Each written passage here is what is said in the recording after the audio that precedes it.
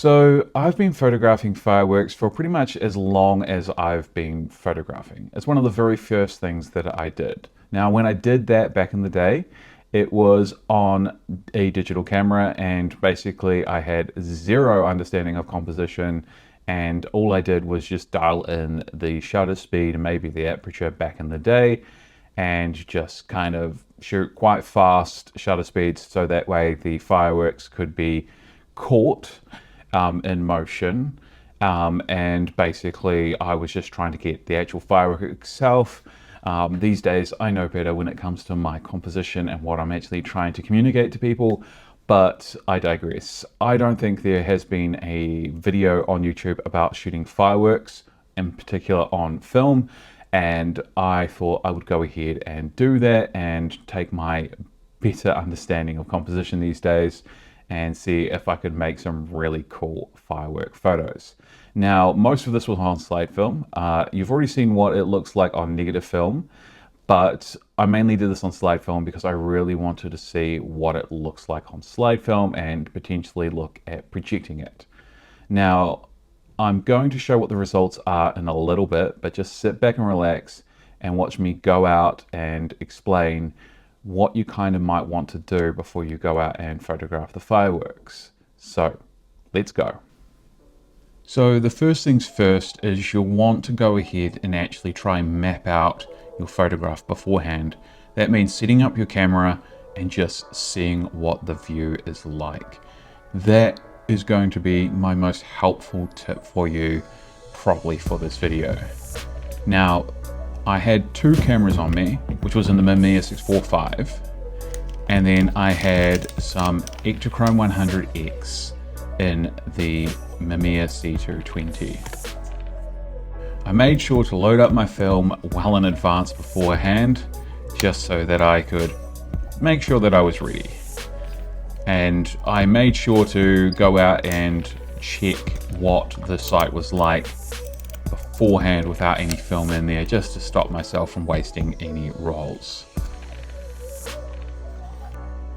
I basically made sure that I had a little bit of time to set up, because obviously setup time takes sometimes a little bit longer than you expect, and it was fairly windy. So I also had to take that into account with how I set up the cameras and make sure that I didn't have them too high. It was a little bit stressful, to say the least. Now, the other thing too is, because you're not shooting in the exact same spot, you do need to go ahead and double check beforehand. And once I was all set up, I just waited in the cold, and boy, was it cold. It was a very, very cold, nasty wind, but I stayed out there nevertheless, waiting for the fireworks.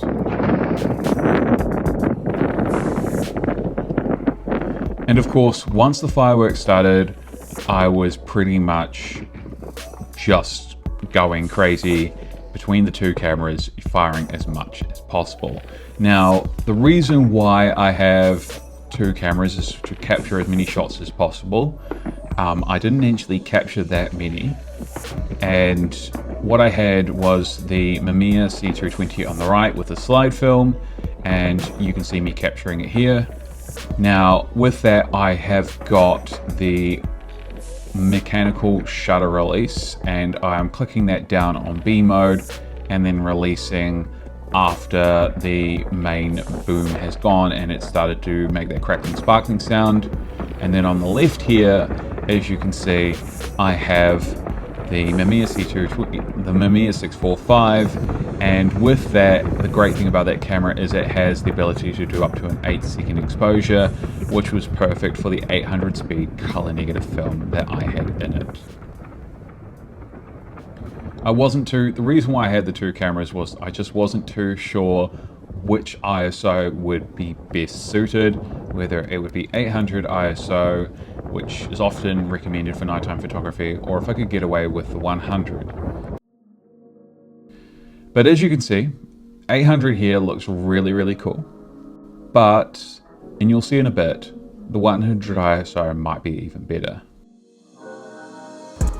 Now, a few months later, I was back out for New Year's, and this time I had a different camera with me. I didn't have the Mamiya 645, instead I had this large format camera. I'd already seen what medium format slides had looked like. They did come out, so a little bit of a spoiler for ahead, but nevertheless.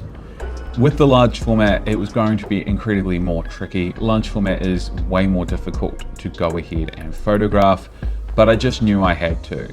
So once I had the cameras set up, I went ahead and set them up a little bit out of the way of the public and then moved into my spot.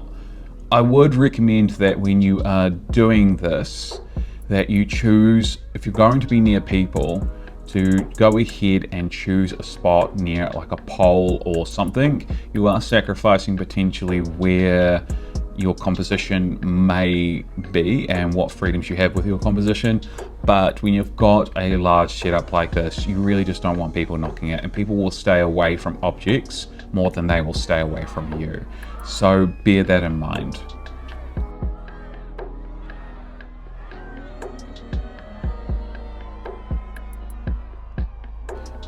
And yeah, so of course I made sure that I knew where the shots were gonna potentially go, and funny enough, I was wrong.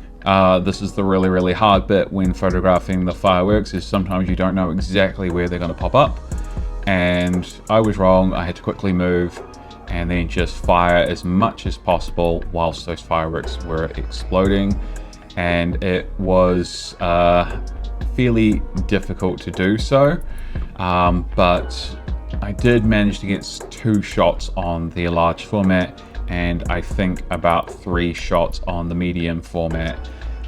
It was over very quickly. It was like less than 3 minutes. So considering the fact that I was shooting large format and a medium format, I think actually I got a fair number of shots, but I digress. It is definitely not probably the easiest setup to use a large format camera. You're basically only going to get 1 or 2 photos when fireworks go off, unless you are in like China where you have 30-minute long fire displays.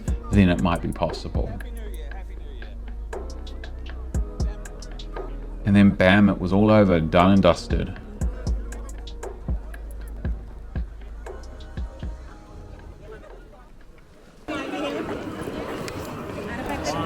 No, it's all good. I'll go around.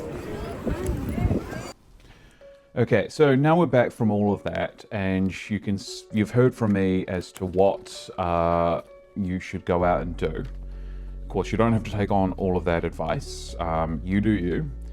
But these are the results that I got. Now, just going to let you know that this is expired Ektachrome 100X, and I'll get around to why that's important in just a bit. It's not about the fact that it's expired film. For the most part, I think even though it's expired, it came out just fine. Now you can see here with the very first image that basically it's fine, but you can see that I had a slightly too wide a setup. Again, this is the really hard thing when you're trying to preconceive how to photograph your fireworks, because simply it's just really hard to judge how far the fireworks are going to go up into the image and how you want to actually leave enough headroom so that you don't have them cut off. But at the same time, you can see here that I've got too much headroom both around the bottom of the image and at the top of the image, and it just means that overall there's just a huge amount of wastage of film.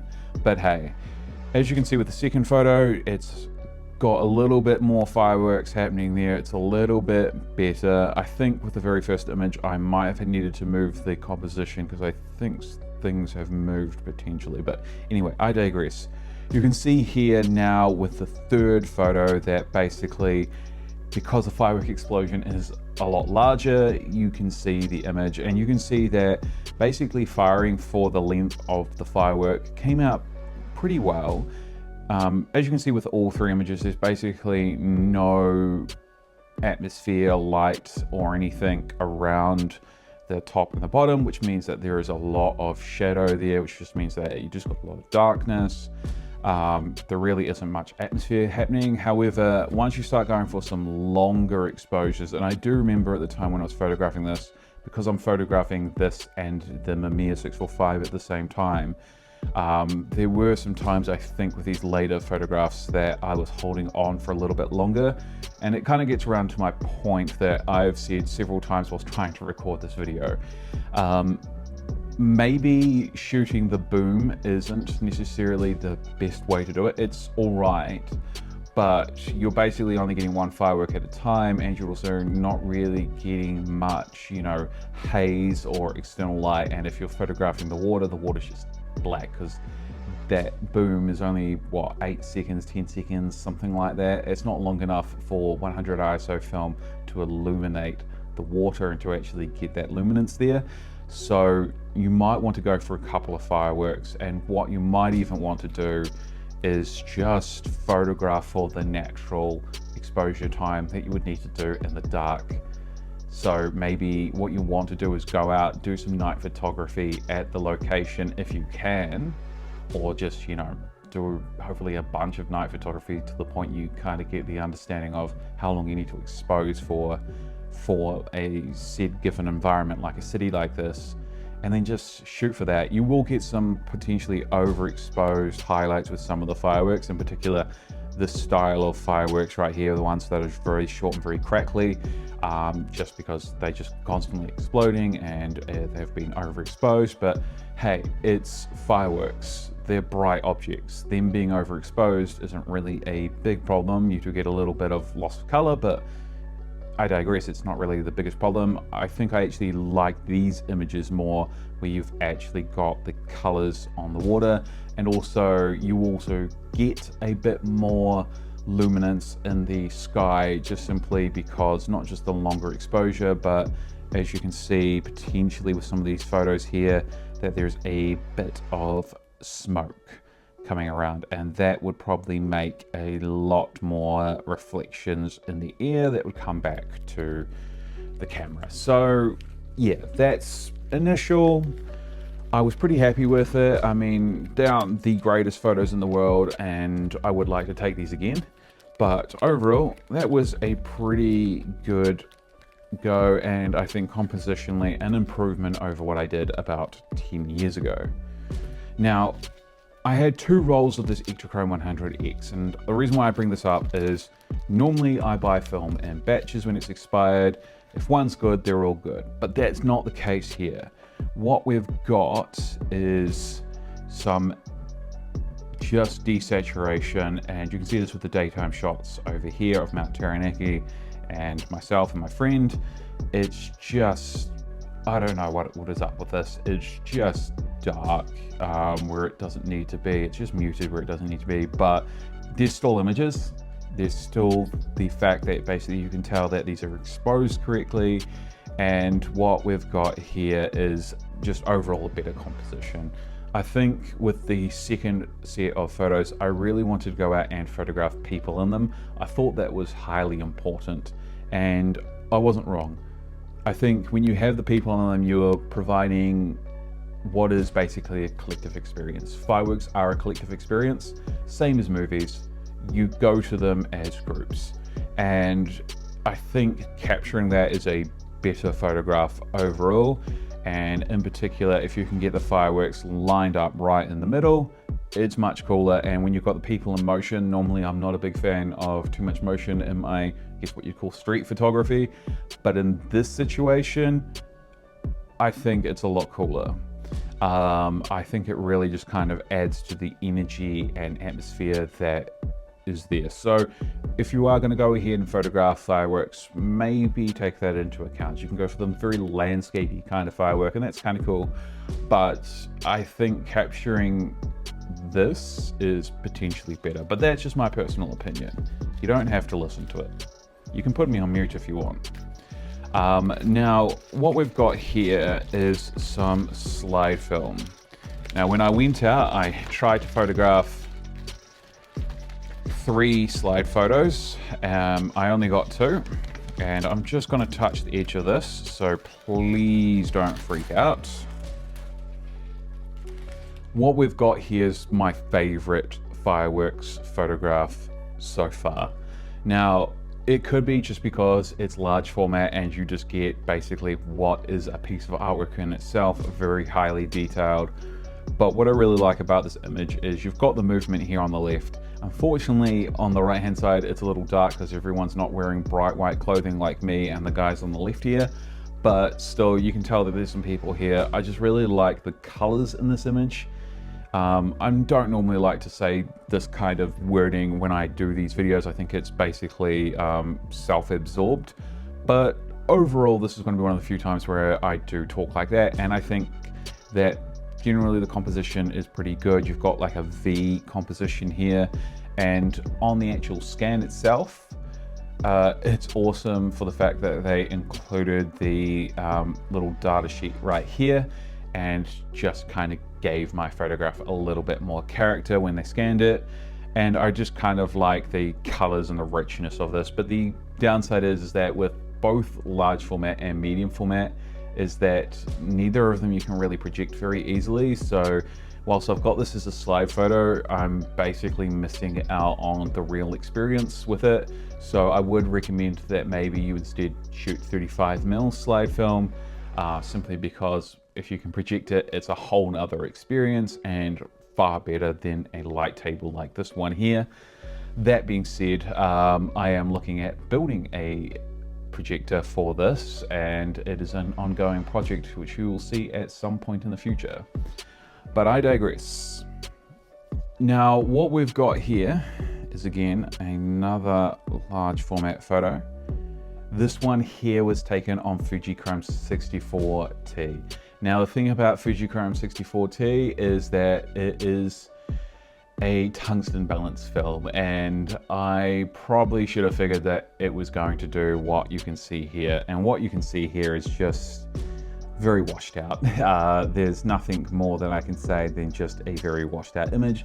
That is because tungsten film, if you understand what it was for tungsten lighting, which is very orange, and it was designed to balance out that lighting. However, like the light that is on me right now, and like the light that's on this person here, those are not so orange, and also I don't think the fireworks are as orange as those tungsten lights and on those Kelvin scale, because this looks more than just balanced. This looks now way more going to the right, and it just basically creates a very desaturated look.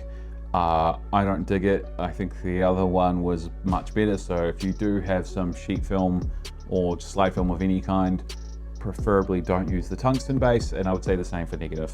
It's just nowhere near as cool and just doesn't really work.